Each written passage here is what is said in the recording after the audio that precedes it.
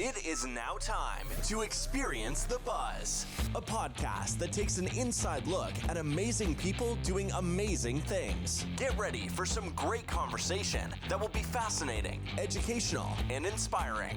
We will also leave room to help small businesses in a big way. Now, here's your host, entrepreneur Steve Buzzard. Hello, everyone, and welcome back into Experience the Buzz, episode 91. Kellie DeMarco joins us today.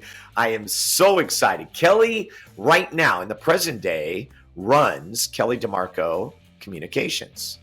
But you know her as a former news anchor at 6 o'clock and 10 o'clock on KCRA Channel 3. She did that for about 8.5 years, all the way up until 2019, but now is on a new adventure. You see her around town. She is amazing. She's going to talk about her journey today and what a journey it is. But before we get to more of Kellie, it's time for What's the Buzz?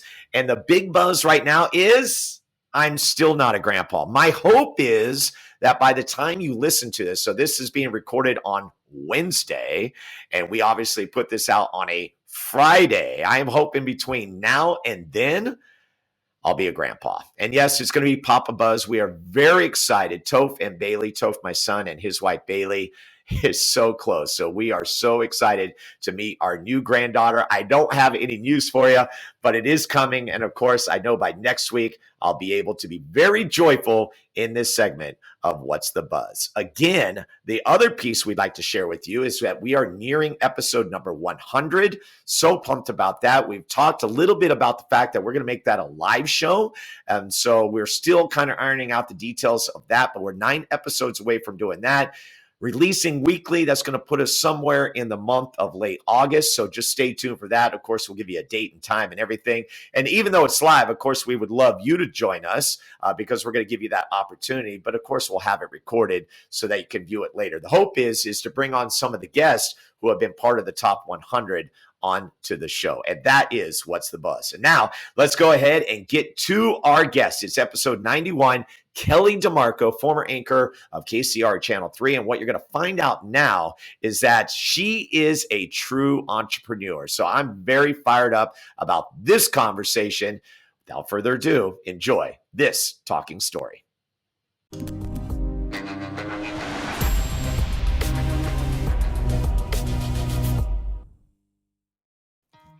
Welcome in, everyone. It is Experience the Buzz. Are you ready for this? It is episode 91. That's right. We are inching closer to episode 100, and I am so honored to have Kellie DeMarco on. You know that name. Yes, you do. News anchor from KCRA Channel 3. But believe it or not, she hasn't been doing it for 3 years. It's now Kellie DeMarco Communications. That's right. Kellie, welcome to the program. Thank you so much for having me. It's great to see you, even though through the camera. Great That's to right. see you. We'll take it. And Kellie, so excited because, like I said, people are familiar with your name, but it's hard to believe that you actually haven't been on the news set hosting evening news. It's been 3 years now. Almost. It's about 2.5 years. Yeah. But, you know, these past couple years with COVID have felt like an eternity, right? So I have felt like I've been gone from the news for a much longer than I have been. Yeah, and this is what I love about what we're going to talk about today is I feel like you've made 2 big moves in your your career. Obviously, the one being from Colorado to California, and then this latest one to step away from news, which you did for 20 years, to pursue this new endeavor. And we're going to dive all into that. To me, that's got entrepreneur all over it. And it feels like within what you're doing right now, which is the communications piece, there's so many facets to that as well. So that's what's fascinating to me. So let's start with, first of all, where you're at right now with Kellie DeMarco Communications, how that came about out of being a news anchor. Where was that shift? So there was a shift when I kind of got to the end of my contract. So when you're in news, you usually sign 3-year contracts. 6 months before those contracts come up, your mind starts going, right? Like, am I going to stay? Am I going to move on? And that is really how the TV business works from day one. You graduate college, you get your first TV job in the middle of nowhere, right? Like market 100 plus. You sign a contract. Usually the first one I would say is like a year or two. And then your whole kind of career, you're working up this ladder. So the way it works, Steve, is the biggest TV market, New York, LA, right? New York is 1, LA is 2.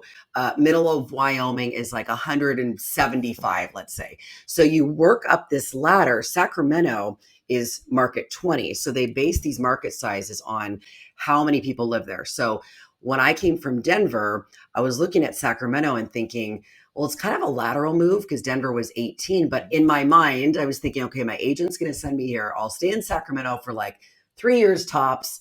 And then I'll be off to, I don't know, LA, San Francisco, Chicago. And here I still am because I just fell in love with the city. That's okay. So that's the key part, because I was wondering along the way, obviously you were still thinking, okay, we're going to continue the move up. So is it safe to say your aspirations were to, get to the top? And when I say the top, just be in a top market.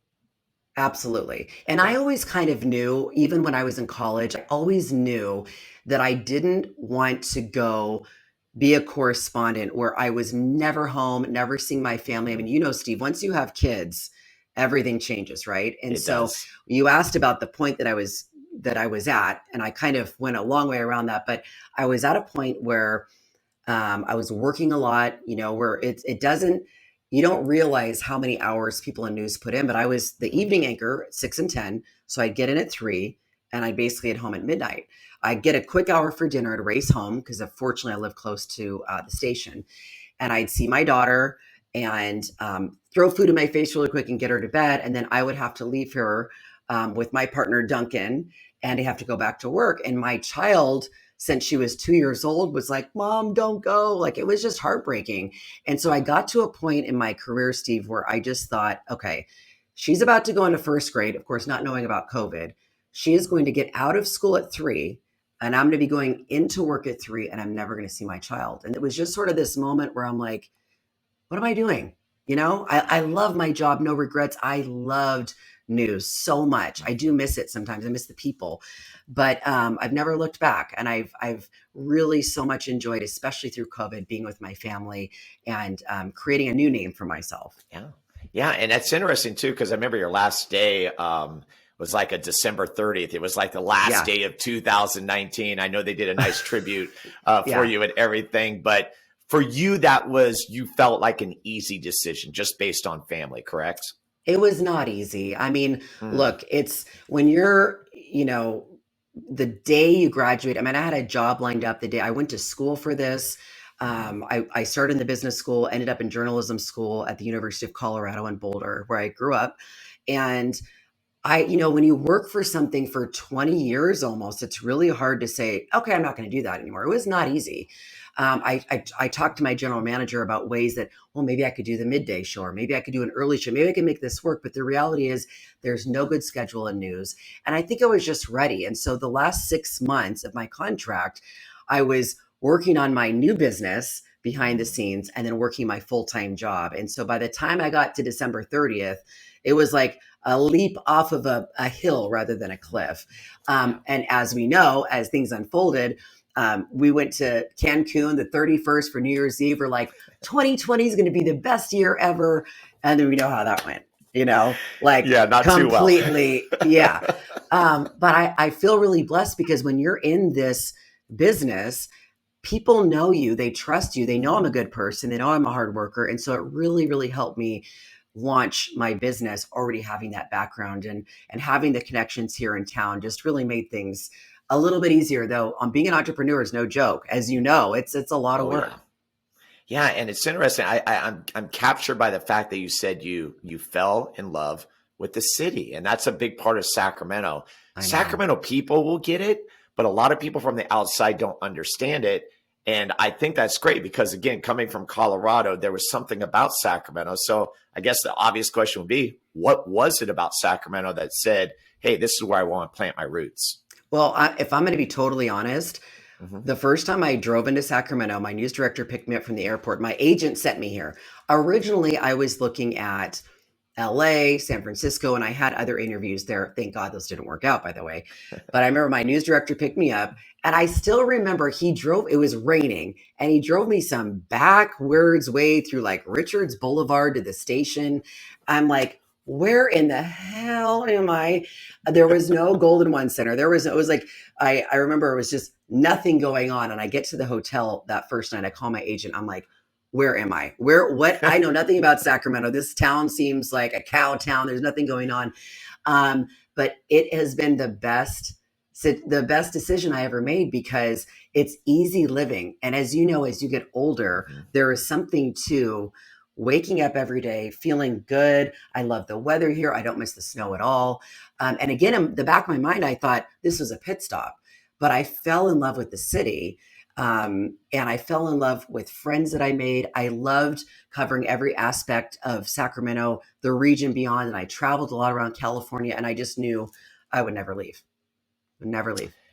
And here you are. I mean, Kellie DeMarco of Kellie DeMarco Communications, and we haven't even talked about the business that she's in right now, which, in a nutshell, if you could describe for people, you got yourself prepared for this. What is it? So when people go to kelliedemarco.com, what is it that they're looking at? So essentially it's media relations.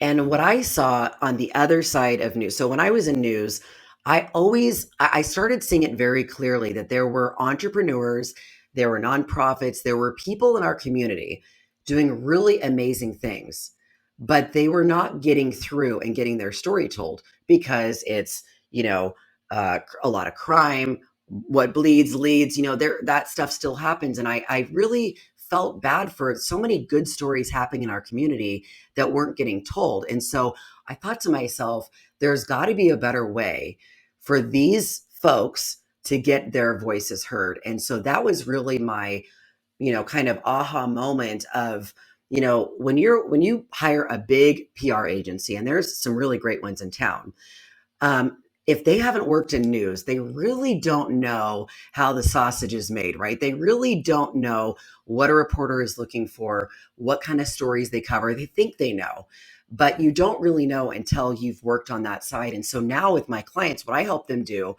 is, whether they're businesses, nonprofits, entrepreneurs, I help them get their stories told. I help them share their stories, because the more that they get out there, the more that they get visibility, the more trust that they have. And I don't, by the way, take on any clients that I don't know have a great story and that are just good people, because I know from that other side too, right? The reporters aren't going to cover those stories as well. So that was really the initial piece of starting Kellie DeMarco Communications, was helping folks on the other side. That has now transitioned into a lot of different things, which I'm sure we'll talk about over this interview, but that's really what I still love. I have great clients. Five Star Bank is one of my first clients that hired me. They're, as you know, a great company, and I help them with their media relations. I help get their CEO and their name out there. We help create videos for cable news spots. I have other nonprofits that I help them raise money and create videos for their website. It's just all really meaningful stuff. I feel like I've taken, Steve, like the best pieces from news, and now I'm doing it on my own terms in a much better time frame through the day, where God forbid, I get to see my family and go out on a Wednesday night. It's so fun. It's a beautiful thing. You've created a nice space for yourself, but still be able to do that thing you love, like you said, to be able to promote these good things. So were they your very first client? I'm always curious about, like, when you took that leap of going into Kellie DeMarco Communications, like, who was your very first client and what was that like? Because like you said, you were preparing yourself, but then again, it was a risk. And, so you needed the clients. So who was the very first client for you? The very first client, they were one of the first. They might have been the second, but the very first client was a client who was a guy working in the Capitol, and he was helping adults with developmental disabilities. And at the time, pre-COVID, trying to get more money for this huge population of adults with disabilities in California. They work, a lot of them go to day programs. And for some reason, for whatever reason, these programs are consistently underfunded. And so it was so meaningful for me to interview a lot of the CEOs of these day programs, interview some of the clients, and really try to get the word out to assembly members, Senate members in the Capitol to try to get them to vote on things that were going on in the Capitol. Really, the end game was to try to get more money out of the budget at the time. And so it was just so meaningful and so fun. It came so naturally. And it was like, I had this moment where I'm like, oh, people are paying me for this. Like, this is so great. And it just, it was the best. I went through, I'm sure you've interviewed a bunch of entrepreneurs. I went through like, what am I going to charge? Am I really good enough at this? Yes. Am I really the expert? All of a sudden you're learning your whole life. And then all of a sudden you're like, whoa, it comes for full circle. Now you're the expert and you're helping other people. It's crazy how that happens. Yeah, and I love the fact that you had the clout as a news anchor to be able to take into this new adventure. But I think it's important for people to know, too, that you weren't just sitting at the desk. Like, you're a first-class reporter. You did a lot of reporting. You've done the Democratic National Convention. I believe you've done some red carpet stuff. So you've done a lot of stuff where people have to realize you don't just become a news anchor. Okay. No. And this is part of the grind. And maybe you can explain that grind to people, because I think that's very important for them to know that you just didn't find your way to a news desk.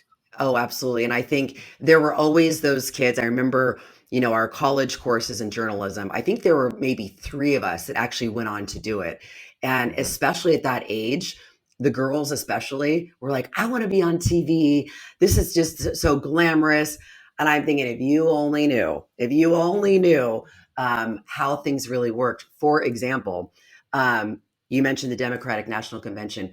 That was an incredible experience. But they sent me and one photographer, no producer, no editor, no intern, no nothing. So the 2 of us land in Pennsylvania that year. Was Hillary Clinton was the Democratic nominee. And the 2 of us from little old Sacramento had to find interviews, follow around the California delegation, and you're running all over town. We were working probably 18-hour days. Our meals consisted of like Cheetos at the 7-Eleven after the 11 o'clock p.m. Newscast.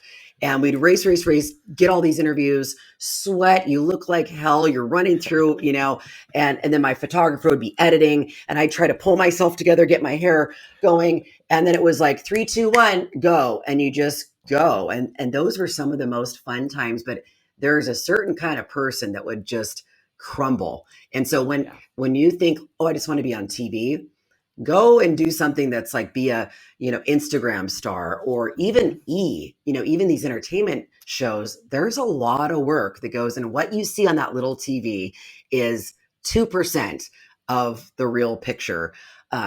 Equipment breaks down, interviews fall through.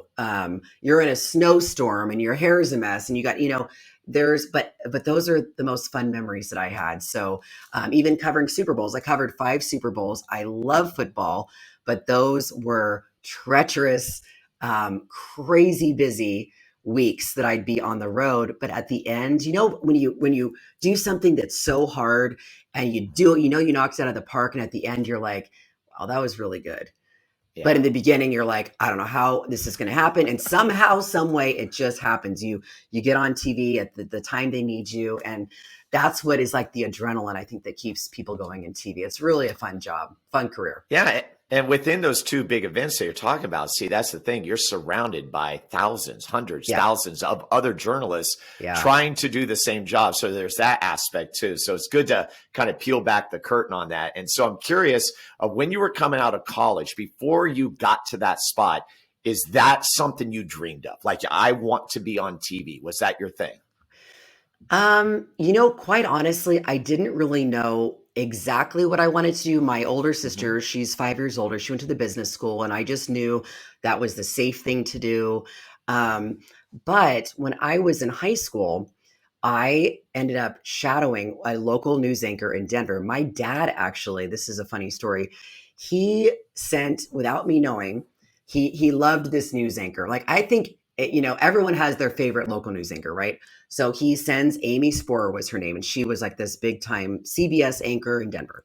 So he sends her a letter. This was snail mail at the time, and writes her this letter. I love what you do, blah, blah, blah. My daughter I think she'd be great at this job. She's like, straight A's, senior class president. I'm like, this is embarrassing stuff, right? So could she shadow you for the day?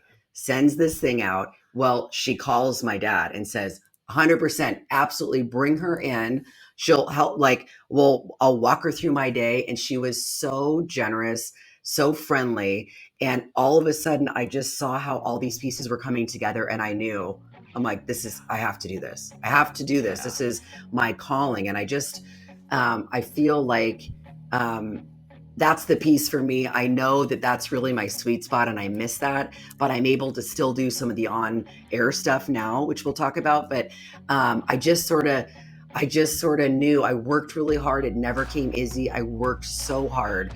And my first TV job was in Podunk, middle of Western Colorado. I got paid $18,000 a year, Steve, $18,000 a year. Wow. I don't know how I survived. But I did. And I look back on it now and I'm thinking that was one of the most fun times of my life. Yeah, I love that. So, and it's important for people to understand the business too, because that's what I aspired to be. Graduated from USC in 1991. I can tell you 2 people in our class actually went on to bigger and better things, and you'll know their names. Kira Phillips went on to CNN. She was in my class. And then, really? Believe it or not, yeah. And then believe it or not, Julie Chin, who hosts Big Brother. What? Well, yeah. And her story I'm is sorry. crazy. I mean, yes. Yeah.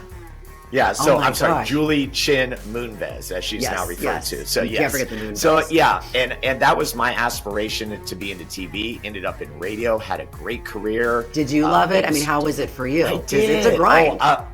It's a grind, no doubt. But everything you're talking about is exactly as it is. So in radio, my first job was in Porterville. Okay, Porterville is in Podunk, California, basically.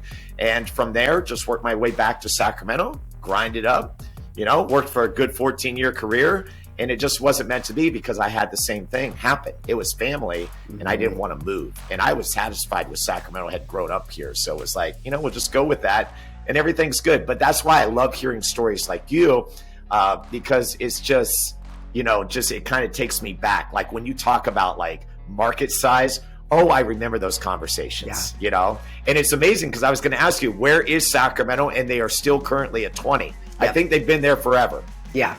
But it's still, a top 20 market. And what's interesting is even though, especially when you look at it now, Sacramento compared to Denver, you're like, Denver is just huge. And it has blown up since I've been here. It's blown up in the past 10 years. But Sacramento, there's a lot of people because it's so spread out.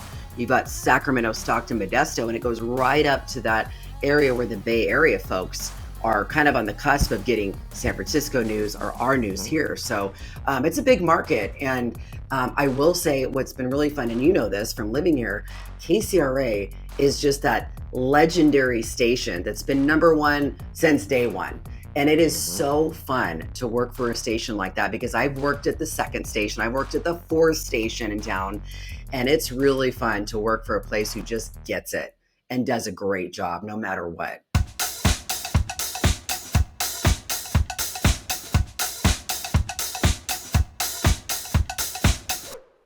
All right, so there you have it. One segment in the books with Kellie DeMarco. More to come and more to talk about. Want to thank our sponsors. We got 4 of them. I'm going to tell you about 2 of them. Pit Boss Jerky. Joe Green is the pit boss. We tell his story in episode number 26. He basically makes beef jerky, the best beef jerky, and he's right here from Sacramento. I'm going to give you a phone number. Watch what happens. 916-769-6807. I just gave you the phone number of Joe Green. That's how you can order the jerky, the beef jerky, directly from him. We have a flavor named right after this episode. This show, yes, it's called Experience the Buzz, a great flavor. And according to Joe, it's within the top 5 according to sales. So we're very proud of that. Other great ones that you could try are Island Teriyaki, not Sweet Island Teriyaki. There is another one called Raspberry Apple Chipotle. And then the newest flavor is White Bull's Barbecue, along with the other flavors I didn't mention. So again, the number is 916-769-6807. Big thank you to Pit Boss Jerky. We would also like to thank Little Whale Swim School. Anya Hall is the owner of the premier swim school here in Sacramento. Of course, it's summertime, and Anya's story can be told in episode number 6. You can find them on the web at littlewhaleswim.com, or you can call them at 916-790-5945. Swim lessons, they are full. I don't even know if you'll get in, but you can call and you can go on the website and see if there's a spot for you, because yes, they do get busy. They are located at 4106 El Camino Avenue in Sacramento, and Anya would tell you it's always summer at Little Whale, because not just the summertime do they do what they do it in a beautiful indoor facility, and they do it all year long. Big thank you to Little Whale Swim School. So there are 2 down, 2 more to go later on in the show that we'll tell you about. But right now, let's get back to our conversation with Kellie DeMarco. Like what you hear so far? Make sure you never miss an episode of Experience the Buzz by clicking the subscribe button now. This podcast is made possible by listeners like you. Thank you for your support. It means everything. Now, back to the show. I think that's a perfect segue, because when you think of KCRA Channel 3, like you said, legendary, there's so many great people that have come through there, and ones that have gone on to do bigger and better things. It's almost like the place to be. It is. You know, in your case, you ended up staying, but people go right through there on to bigger and better things. I know Lester Holt comes to mind, and there's so many more. So talk about that, the status of Channel 3. It really is big here in the capital city. Yeah, and that's why my agent sent me here. I was thinking, where are you sending me? And he said, well, it's kind of like the 9 News of Denver. Mm-hmm. So in Denver, where I grew up, 9 News, also the NBC affiliate, though it was owned by Gannett at the time, was just that number 1 station. Everybody watched. Your mom watched, your grandma watched, you watched, right? The rest of them just kind of fell in place, and it has been more competitive over time. And so it was very intriguing for me to come to a place that was number 1, because you just have that much more support. It's hard when you're last place and you're watching the newscast in every newsroom. We've got TVs everywhere, so you can see what everybody's covering. When you're on the desk, you can't see that, obviously, but when you're off the desk, and there's other times maybe that you're not anchoring, you're seeing what people are doing. And it was just such a good feeling to know that we were on it. We were there. We were the only ones in town with the helicopter. We just got it. There's just good people that work there. And Lester Holt, perfect example, though he was just an intern. He and I actually became really good friends, and I met his parents. I did a story on him when he got that big role at NBC Nightly News. He is the most, by the way, low-key, easy guy, easygoing. This guy makes like 10 million plus a year, and he would be your neighbor. Like, he's the nicest, sweetest man you will ever meet. So there's a lot of good people that come through KCRA. Miguel Almaguer, another guy from NBC. And it's fun. It's a really good stepping stone for a lot of people. It's fun to see where people go. So I have to ask you, when you arrived in Sacramento, who did you share the desk with when you first came on the scene? So when I first came on the scene, well, Galston and Edie were here. Galston had been here for a few years before I did. So most of it was with Galston. They, you know, the thing with news, they'll put 2 females together, but never 2 males. So Edie and I did a lot of shows together, and then we launched this 10 o'clock show on My 58, and we kind of went through a couple guys before we found the right one. I worked with Brian Heap, who's also since left. He was great.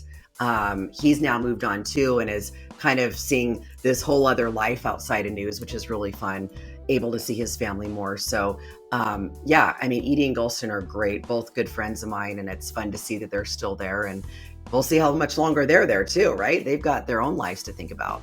Exactly. We are sharing adventures with Kellie DeMarco, former anchor on KCRA Channel 3. She's explained nearly 3 years. She's been out of the loop as far as being on the news, but she's got this brand new adventure, Kellie DeMarco Communications. And I encourage you to go check out her website. It's KellieDeMarco.com. And it's great. She's got great services. So I'm going to list them for you: media relations, media training, video production, speaking engagements, which I know you do a lot of, community outreach, which I know is big with you, and then social media strategy. And with all 6 of these, it is what you have done as a news anchor, like you said before, that has set you up for success. Like you really, okay, maybe a little scared, and yes, there was some COVID there, but I think you really set yourself up well for this type of business that you now have. Yeah.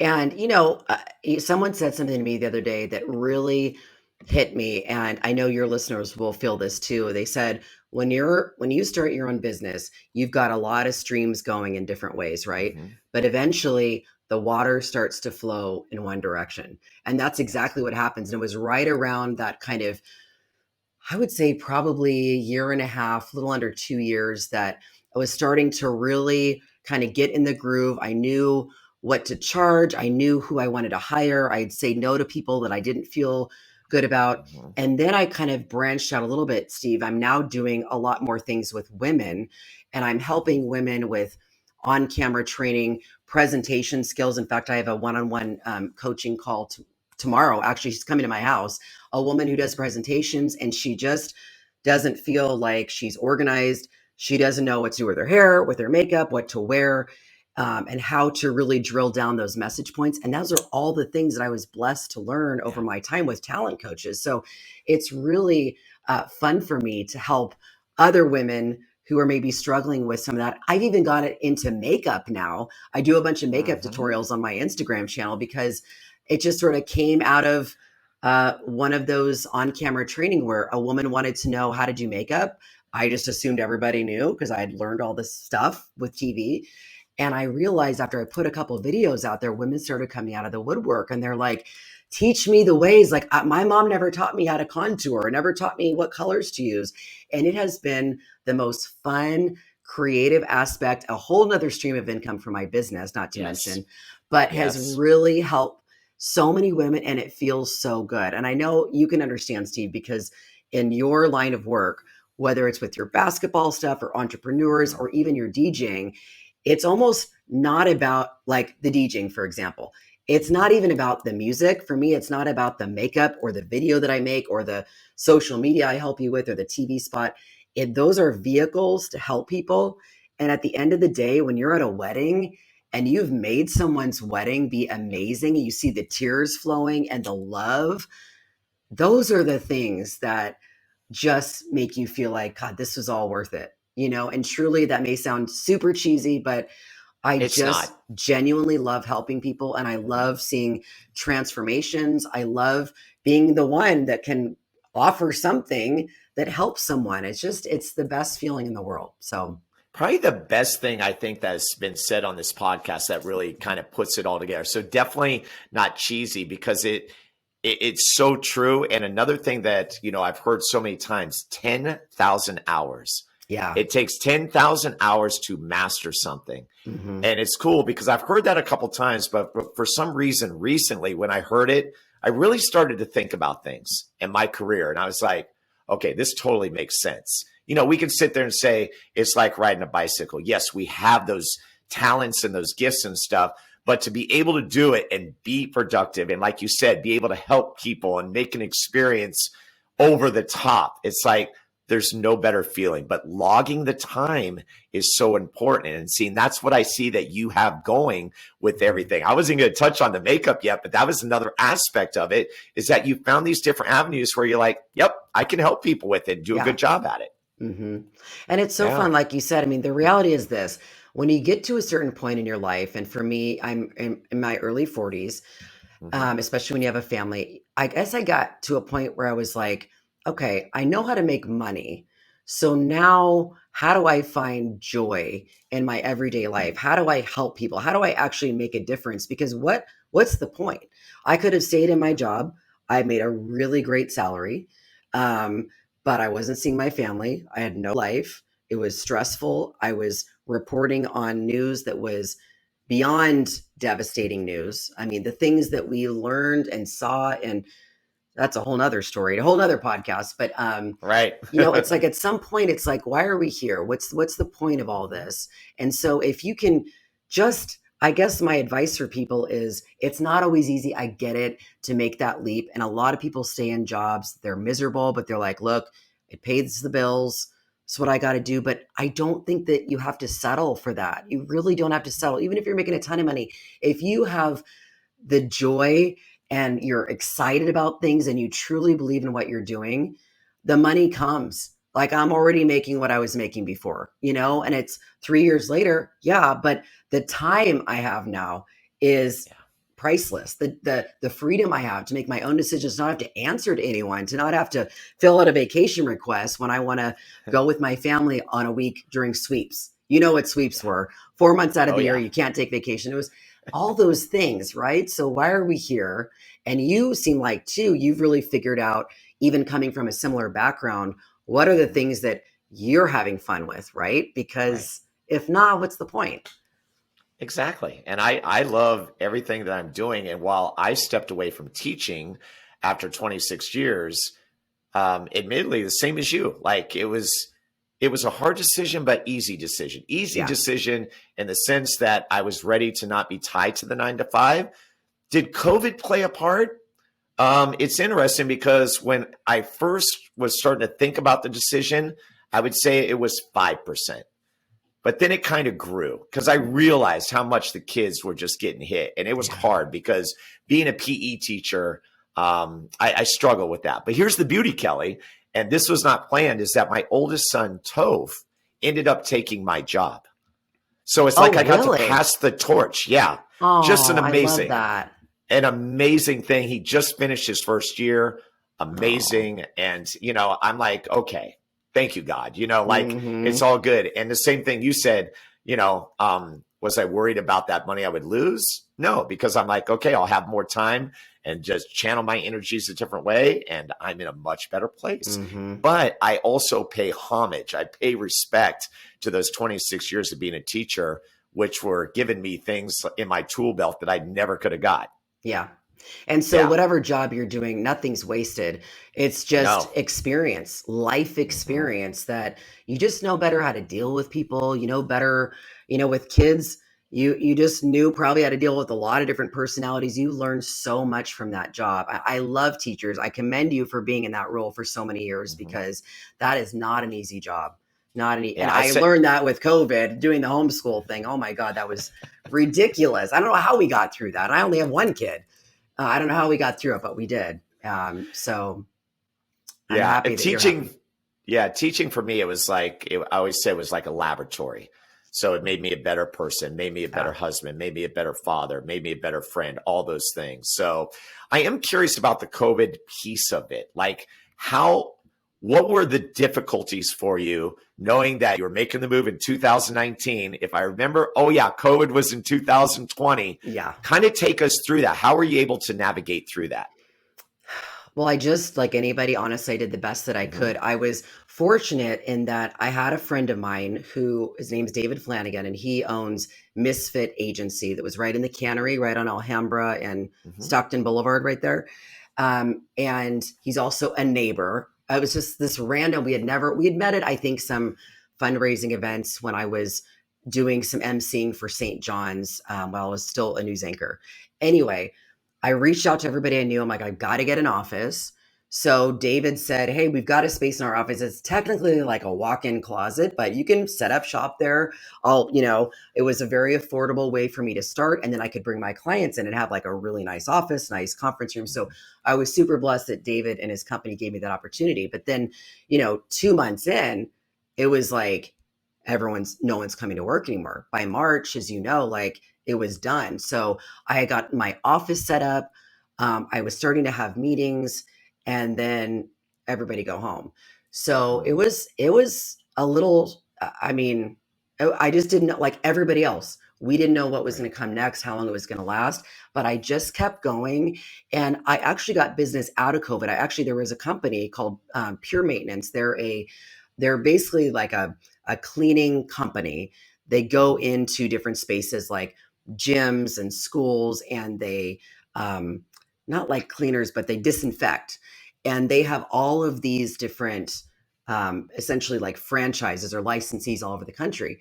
Well, I got connected to one of those, and I'm thinking, wait a minute. I know as a former journalist, there's a news hook here. They're helping cleaning with COVID. And so I got the first franchisee or licensee onto a bunch of news spots. Well, then the company got word of it. And then all of these other licensees were like, hey, we want to get some media coverage. So all of a sudden, Steve, like that, March, April, May, at the beginning of COVID, I was so busy.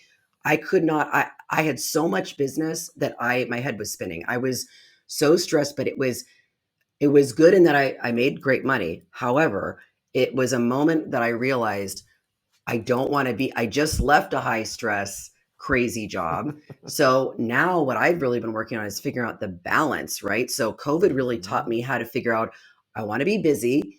I certainly want to pay the bills and I want to save money and of course save for college for my daughter and all the good things. But I don't want to be so stressed where I wake up in the morning and I have anxiety the first thing when I wake up. So COVID really taught me how to just learn what that balance is. I don't know if we'll ever figure it out. You're probably dealing with the same thing. It's like, how do we balance the family and the work and the hours? And so COVID taught me a lot. And thank God I was home to homeschool my kid. I look back, I'm like, oh my God, if I would have been at the station, poor Duncan would have had to take that role. He's working full time. I mean, first grade, she had 5 Zoom calls a day with passwords. It was a nightmare, you know? So I'm so glad there that I could was be there could be documentaries, there could be books written on that. I can't imagine, because I always say everyone has a story, especially when it comes to that and education with the kids and the Zoom problems and everything. So so clue me in here, because this is tough for me. It's hard for me to say no. Yeah. It's hard for me to say no. So obviously, when you're trying to find the balance, was there something in particular that helped you with that? Was that just a decision in your mind of, okay, I need to find the balance? But I'm just curious, is there anything in there that might help me and others? Yes, 100%. So the first time I said no, I won't say who it was, but it was a local nonprofit that I didn't really know that much about. And they didn't have a budget. They had no money, but they wanted me to do a million things for them. And of course, because I was always helping, when you're at the station and you MC events, or if you go to a local fundraiser and you see a news anchor there, they're not getting paid for that. That's part of them just working at the station. Like, so when you're out of that, you're like, okay, I got to make a living here. And I just knew instinctively that, number one, it wasn't even really necessarily about the money, but I was starting to learn what my self-worth was. So one of the best advice is do the market research, figure out whatever you're doing, what are other people in the market getting paid, and not necessarily undercut them, because you really still want to be seen as, one of the best ones. But you also have to really say no when the amount of work goes beyond what you're capable or even want to do. It's really, so I was thinking my rule of thumb is, if I take on this client, am I going to wake up in the morning and dread working for this client? And if I'm going to dread it, then I say no. And it was so hard that first time saying no, because even though it wasn't a lot of money, I was saying no to money because I wasn't getting a formal paycheck anymore. But I'm so glad that I said no. And there's been a couple now that I know more people in this space, I've said no, but I know someone that maybe has more time, let's say, for social media, a great, but I think that's the real thing. I don't want to wake up any morning and feel that panic or anxiety, or that client that's like, oh God, I don't want to, I'm sure. Well, have you had bridezillas? I'm sure you've had bridezillas. You're like, get this night over with. Just a few. Actually, I have to say I'm pretty blessed that there have not been many. Believe it or not, my worst bridezilla was my very first wedding. Oh, but really? That was where I was working for someone and had been thrown into this situation where the bride's family was one nationality and the groom's family was another nationality. Okay. And I didn't have the right music, and it did not go well. Oh, fell flat. And that was your first one. So you're thinking, great, this is what it's going to be like. But isn't it funny that those moments in the time, you just feel like you're dying. You're like, oh my God, I'm never going to figure this out. But then here we are, how much further down the road talking about it. And you're like, you probably learned so much from that one bad situation. And that's just, I don't know. And I bet you can tell too, when you're kind of interviewing people, I don't take on everyone. The people that I work with, I genuinely love. They've got, Mhm. you can just tell when they're good people, right away. You just can Sure. tell, like you, I just Yep. know you're a good person. I would not have even have said yes to this if you were like total sleaze creeper guy, you just know. So it's like you align yourself, or are you a creeper, Steve? I don't know. Are you? No, I'm just No, kidding. no, I not know at you're not. all. Not I'm at just all. kidding. But you just line yourself up with the right people and Yeah. it works out, you know? No, there's a vibe. Yeah. There's a vibe. And that's why I started this podcast. And I know I've said it a couple times, but it's so true. Based on what I do, would never get the opportunity to have like this kind of conversation with someone like you. And that's how I feel about every guest that I've had on the show. And I'm closer with others and not as close with other guests. But this opportunity to have this platform, this is like a dream come true for me. So That's then so again, great. yeah, it's not about work, and we're just getting to learn your story. And I think it's important for other people to know, because your story amongst others is what makes this city so great. Yes. And that's the whole point of the podcast. Mm-hmm. I couldn't Yeah. agree more. And I really feel like if people only knew, one of the biggest things I've learned in this space of leaving a career that was safe, starting something that was a little uncertain and scary, is truly, truly, and you may have heard this before, but everything you want in life is on the other side of fear. If you can push through that fear and get over there, get out of that bubble, I am telling you, that's where the good stuff is. If you're just sitting here comfortable on the couch, life is good, it's not great, but it's okay, it's comfortable and warm and cozy, and I'm just going to stay here, then that's going to be your life, and for some people it's okay, but it wasn't really what I wanted out of my life. I really wanted to experience new things. Yes, it's scary. There are days I'm like, what? Well, I don't know how this is going to work out, but I work hard. I align myself with good people. I have good values. I'm a good person, and I push past those fears and all the good stuff. That's where it is. It's all beyond that little bubble. And I think for anyone thinking about starting a business, you just have to do it. You just got to take big actions, stop thinking about it, stop worrying about all the things that could go wrong, and just do it. And there's been so many people in Sacramento that have had success stories because they've pushed through fear. Kellie DeMarco of Kellie DeMarco Communications, former anchor on KCRA Channel 3, which has been just basically the thoroughbred when it comes to news and everything. And we're having this great opportunity to be able to talk with her. And she's diving into other things. She's got her own business. As far as the makeup is Saint Beauty Products. And I'm going to let you touch on that, because I think that's great, because the type of business it is, it makes sense because you had to use it, because as a TV news anchor, you don't come in there all natural. It's all about the makeup, right? Yeah. And so maybe speak to that and how that's been great, and how you got in to the Saint Beauty Products and then decided, hey, I can make this a business. Yeah, it's such a good business.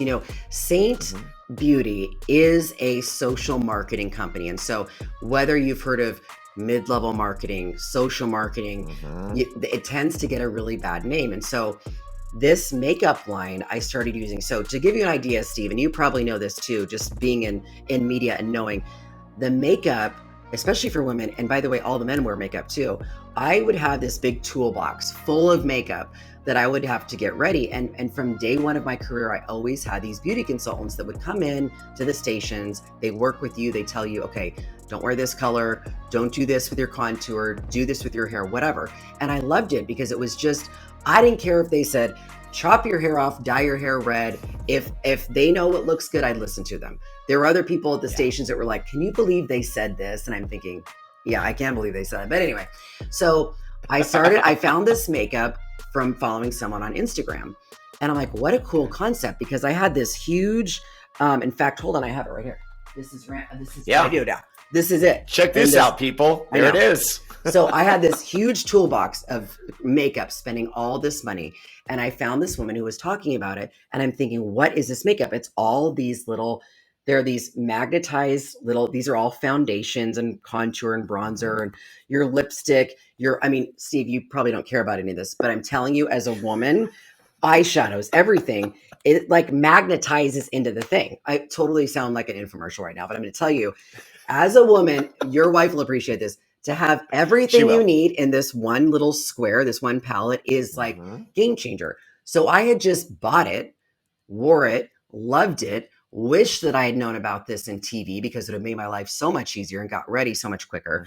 And then, as I mentioned earlier, when I was helping women with the on-camera presence and presentation skills, I was teaching them these things I knew in TV, not even for a second thinking that I just assumed they knew about it. So they said, would you just do a couple of videos? I don't remember what you said. It's complicated. I'm like, sure. I put myself out there. Never in a million years, Steve, did I ever think I would put myself on Instagram without makeup. Like I would have rather like thrown myself in front of a bus before I showed myself without hair and makeup, because that's TV, right? Okay, that's a little extreme, but you know what I mean? So I did a couple of videos, and then, like I said, all of a sudden, women started coming out of the woodwork, and they're like, how do you do that? How do you get ready in 5 minutes? And I'm like, it's so easy. And it was just like, I loved it so much that I didn't even think that I was selling it. I was just helping people, and women especially the women who are 50 and older. Steve, I've had women that I've helped with makeup.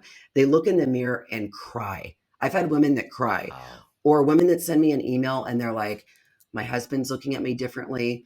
I've never felt more confident in my entire life. Thank you so much, for something as silly as makeup. So then I was thinking, well, this is starting to kind of take off. Maybe I'll become an artist. I don't know what I could really teach. Well, it turns out I could teach a lot of things, because it was all the things that I learned and remembered. All I'm doing is teaching people the things I learned on TV. And so my following has grown. My friendship circle has grown. The company's been amazing. I've trained other makeup artists to come in and do it. And it's like the best sisterhood. And oh, by the way, I get paid every Friday, and it's a legitimate stream of income for me. So it's like, there we go, people. I mean, it's like a no-brainer. So I encourage other women to think about some of these things, because we're all working from home. And it's amazing to me now that the world that we're in, that you can create a business from your living room and your phone and make legitimate. Some of these women at the top of this company are making deep six figures, like and just playing with makeup. How fun is that? Right. And that's the thing, is that you found a good product, and it's no secret. I love it. This goes on with other products, but this thing, with the makeup, it's like, it's perfect. And I love it. It's easy, fast. It looks young and youthful, and I don't have all this junk that I'm spending all this extra money on. I love it. So I love it. I love it too. Yeah. Well, as we're wrapping things up, just a couple of like quick thoughts that I had. I see on the the video side, a couple Emmys in the background. I mean, we have to mention that you did get 2 Emmys, couple of Edward R. Murrow Awards, which, by the way, that's a very high esteemed award. I'm just curious, when you got those, that must have been something. I don't even know how that process works. Maybe take us through that, because congratulations, that's good stuff. Thank you. It's really, what you're looking at on the video side here. This is actually to be quite honest, if I'm going to be honest, I was a little hesitant about putting the Emmys back here, but this is my TV set. So I do a bunch of financial shows all over the country, and the producers like seeing this in the background because it gives me credibility, I guess. I interview a lot of different advisors about retiring and investing money. And so that's another piece of my business. But yeah, the Emmys, you work so hard all year. You're in the trenches, telling stories, interviewing people, like just trying to make a difference. And at the end of the year, there's all these different categories that you essentially apply for, you submit your videos for, and you never know I was nominated a ton of times, but to have 3 Emmys is like, for me, it was the first one, especially to get it here in Sacramento as a news anchor, and we're competing against San Francisco. It was just like, I'm not a person that needs the awards, but it was like, oh, wow, I'm doing something right here. Like that first one I got meant that I was voted on, and the people who vote on these are out of state. There are other news people that vote. They get all of the submissions, then they watch them and they count up the votes. And so to know that I won an Emmy for being a news anchor in all of Sacramento and all of San Francisco, and I think also Hawaii and some other small market, it just really meant a lot. And there's no guarantees. There were years I thought, absolutely, the things I did this year, I'm gonna kill it, and nothing. So it's a little subjective, but it definitely makes you feel good. And, Sure. and the Murrow Awards, those were really more about writing and putting together pieces that were very deep and very depressing and sad. And the interviews were really just gut-wrenching. But I look back on those now and I'm really proud of the work I did. I miss news sometimes. I do. I miss it. But gosh, life is good on the other side, Steve. That's for sure. Sure. And I have to ask, being a journalist myself, how do you feel about journalism? I'm just curious of what your overall feel for it, because for me, it's so old school. Yeah. And obviously with the world we're in now, things have changed, but I would like to believe that what I learned at USC, it's still there. Like, it's still there to go out and get the story and get your sources and tell the truth and get it proofread before it gets finalized. And hold people accountable. I mean, journalism is so critical and so important in our society. I just have such deep respect, and I always will, and I'll always have that journalist bug in me, the news bug. But I do, unfortunately, Steve, with just things that are streaming, I do see local news like starting to fade. And I really wonder, with local news, how long it's going to be around, because look, we've got a lot more choices. Remember back in the day, there was like one newscast, or there were, NBC, CBS, and ABC, and that was all you got. Now consumers have so many more choices that, I mean, even me, I graduated college, studied news, studied journalism, was in news for 20 years. And I honestly do not remember the last time I sat down in these past 2.5 years and watched an entire newscast, because we're on the go. So I get my news in different places. And I think that's what happened with national news. What bothers me is it's so much now about, super right and super left, and the consumer's left wondering what's the truth. And I just am at a point where I'm like, I don't care what this anchor thinks about politics. I don't really care what their opinion is. I just want the news. And so much of national news, don't you feel like now it's like so much opinion? It's like, I don't care what you think. I mean, I know that sounds harsh, but just give me the facts. Give me what's going on. And we're losing a lot of that. So I do worry that the future of journalism is, it's not what it used to be. I agree. Public speaking, something I've always wanted to do. You are doing it. Actually, you're doing it right now.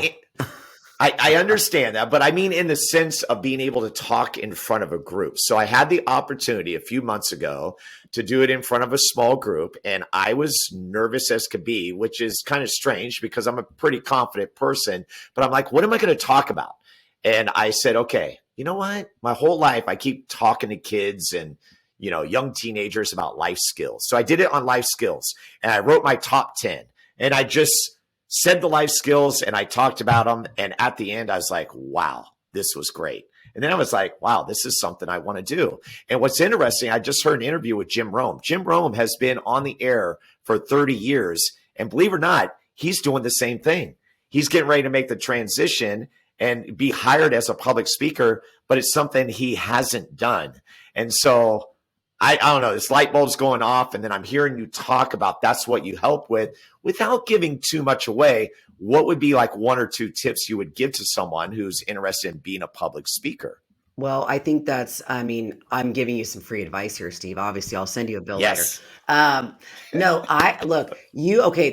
the first thing that I heard you say that I recognize is you push through the fear. You did it anyway. Mm-hmm. That is probably the biggest thing. If you can say someone asks you to do something and you have that pit in your stomach and you're thinking, oh my God, I'm going to say the wrong thing. And you have so much to offer, just to have that confidence and to say yes to those opportunities, because the more you do it, trust me, the easier it gets. I still, to this day, get nervous getting on stage in front of people. And I was on the news every night in front of hundreds of thousands of people. And I've been live stuff. I used to do the Sacramento speaker series. I would get so nervous I thought I was going to pass out before I did it. But once I started going, didn't you feel like you relaxed a little bit? Or were you nervous the whole time? So it's kind of the ramp up and worried about it, right? Until you get on stage and you kind of become someone else, don't you? Right. Well, you're trying to capture the audience too. It's like, and you're not trying to do it too hard. You can tell, like you were talking about, the energy and vibe and stuff about just knowing if a person's good or whatever. Same thing here. It's like you're looking into the crowd and you're just trying to capture those eyes of, okay, they're engaged, maybe get a little laugh here and there. So it's those little things throughout. So I say, okay, say yes, push through the fear. And then I love what you said about you had 10 points. I usually say to most people, like, boil it down to the 3 best points that you have. Don't write it all out. Don't be up there with the script. Think about what are those 3 main things that you want to hit home with. And then you can go back to it if you have it on a card, but just talk. What is my biggest pet peeve is when I see entrepreneurs pitching their products or they're, just trying to get investors, and they're like, they're nervous, you can tell, and it's like, you have to put yourself in the audience member. Who do they want to see? They want to show up with someone who's got energy, who's excited to be there. Even if you're faking it and you want to just die, you want to fall through the floor, fake it till you make it. I mean, seriously, throw a smile on, make eye contact with a couple people in the audience, really start to make those connections with people, and it really truly starts to get easier. The other thing for women is wear something that you feel amazing in. And even for men too, wear something that you feel good. When you got on that outfit, Steve, and you're like, I look good, you need those little things, right? Get your hair done, like get your makeup, just those things that you don't even have to think about. So all you have to do is focus on delivering a message that's clear, concise, funny. I always think if you can bring out like personal stories, you worked with kids, people love that stuff. And you're obviously so relatable. The more you do it, the easier it gets. I promise you. Oh man, nuggets of gold. I love it. Thank you, Kellie. You got this, Steve. Yes. Oh, thank you. I feel better already. So Kellie, we've saved it till the end, but as you were coming on, you said, hey, new hairdo. You're rocking the new hairdo. You know what? I'm almost like back to the anchor bob. I got to style it still, but I finally, when I left news, what's funny, Steve, is you have to have the same hairdo for years because they create, sides of buses, billboards, commercials. So you have to look the same. So it was so nice to leave news. I'm like, I don't have to do my hair. I can work however I want. I can dye it pink if I want. And all of a sudden it got so long, and I looked in the mirror and I'm like, this is not looking good anymore. So I just chopped it. I chopped off probably a good 6 inches today. And it's just like, I've got a new lease on life, Steve. You know how it is, there right? You go. Yeah. Yeah. Fresh look, join a podcast. You're all good. Exactly. And so as we wrap things up, new business, almost 3 years in, the St. Beauty products going very well for you. You just mentioned that you got a financial piece in which you're helping people. And I probably should ask, are you doing a podcast? For some reason, I feel like that might be the next step for you. But of course, don't put too much on your plate. I know. No, I've thought about that. And actually, I fill in a fair amount over at KFBK. I'll fill in for John McGinnis or Kitty O'Neill. By the way, that always makes me incredibly nervous. But I do it. And I'm always happy when it's over. It is one more thing I've thought about and I want to do. It's just, again, what's the balance? What can I figure out in a day? You obviously have a good producer. I met him earlier. And you've done it now, what'd you say, 91 times? So you're a seasoned professional. When you start a podcast, it's a lot to figure out how to do it. So yeah, I was self-producing up until about episode 79, and it is definitely a start to finish process that takes hours. Yeah. So when Michael came on board, the beautiful thing about him is that he took care of that piece, but then added this element where we had the YouTube presence, which I was always wanting to do, but I'm like, I have no time, nor do I know what to do with that. So yeah, I'm very, very thankful to a great producer. That's, hey, listen, that's another big thing is always being able to say yes to people who have expertise in a field that you do not have the expertise. Saves so much time. And you know that you're probably like, oh, what's this going to cost me? But guess what? It frees you up to do the things that you're good at. And guess what? Michael's got an opportunity now to do something that he loves. So think about it in a way that you're helping someone else do something that they love. You're not pushing off something that you don't want to do or don't have time. Like this is a really great job for him. And he obviously loves it. He's been with you. So those are things you learn along the way too, is like, what am I good at? And what are the things I can like farm out and help, other people make some money and make my life a little bit easier. So in answer to your question, someday with the podcast, but never say never. Okay, we'll see what happens. So Yeah. Kellie, take us out. Tell people once again, your listeners, my listeners, every listener out there that's checking this out here in Sacramento and beyond, how they can reach you and find you. Okay, so if you're interested in media relations, helping getting your business out there and getting the coverage you deserve, that is just my name, Kellie, Kellie, DeMarco.com. And all the info's on there. I've got videos and that sort of thing. If you are a woman and you want help with makeup, or you want help presenting or being on camera, I work with a lot of women one-on-one. Then you can go to my other website, which is shinewithkellie.com. And that's really a new arm of my business that's really focused on helping women feel and look their best and just be confident in everyday life. Oh, man. Well, I tell you what, this is exactly what I knew it would be.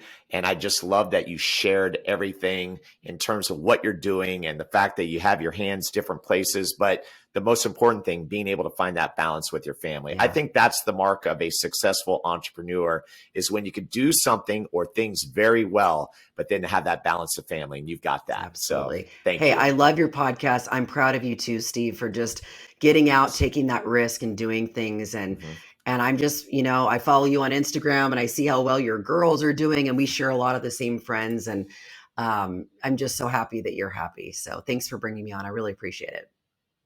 Awesome. She is Kellie DeMarco. That's all I got for now. We'll see you next time. Goodbye, everyone.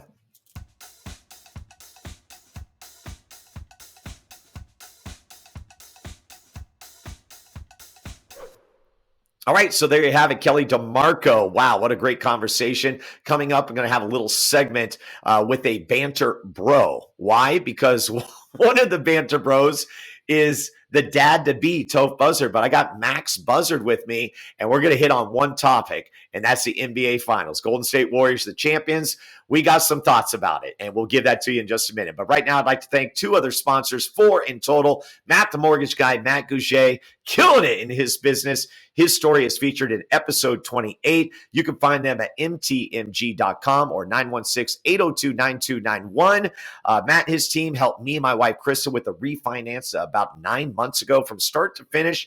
Took about a month, got what we needed, and he can help you. And not only is he helping people here in Sacramento, he is now teamed with a company called U Mortgage. That's right. Not only is he helping people in Sacramento, did I just say that? Yeah, he's helping people across the nation. Why? Because he's very good at it. Also, check him out on YouTube. He's got over 500 videos where basically he's just teaching.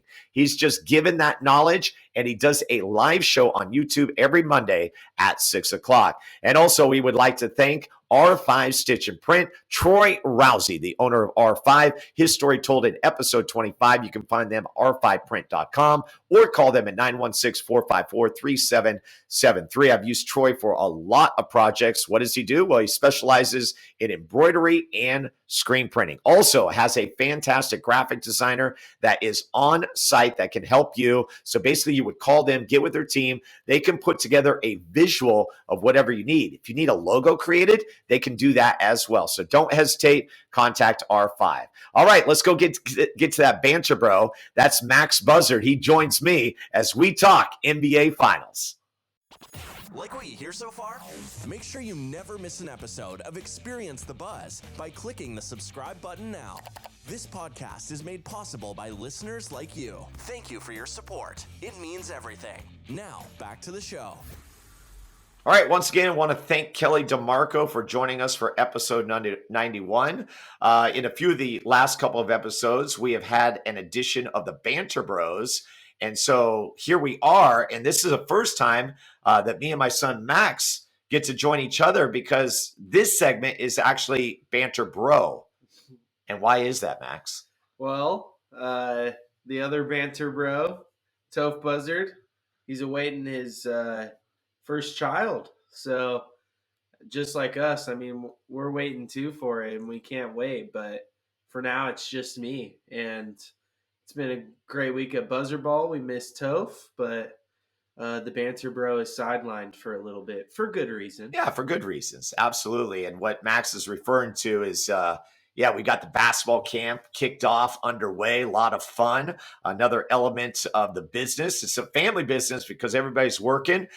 Toast's working, Mac's working, Riley's working, and having a good time. But we are here to talk sports, and I think we're just going to hit on one subject. Actually, I got two subjects because I have another one I do want to kind of bounce off of you. All right. But the NBA Finals are finally in the books, and the Golden State Warriors are now 4-time champions. And so let me just get your initial take. Obviously, we've had a few days to kind of let this resonate a little bit. Yeah. Fire away. It's tough to see. I really don't like the Warriors at all. I think I've really grown to learn that. And some of it has to do with me not liking the players. I'm not a huge Steph Curry fan. And I think what's annoying for me about being a sports fan is like, oh, but don't you respect these guys? And it's like, yeah, but like that's a given, right? Like he's undoubtedly the greatest shooter of all time. And now he has 4 rings. So that's an incredible feat. Yep. But it doesn't take away from disliking someone. I don't understand that point that people try to bring up to me. So that gets annoying. And it's like, yeah, I really don't like Draymond and I really don't like Clay. I'd say my favorite player on the team is probably Andrew Wiggins because he doesn't say anything and he goes about his business, and he did a great job on Jason Tatum, and the Warriors were successful. But, that doesn't take my hatred is still there for that team. Jason Tatum, I think he became my favorite player in the NBA.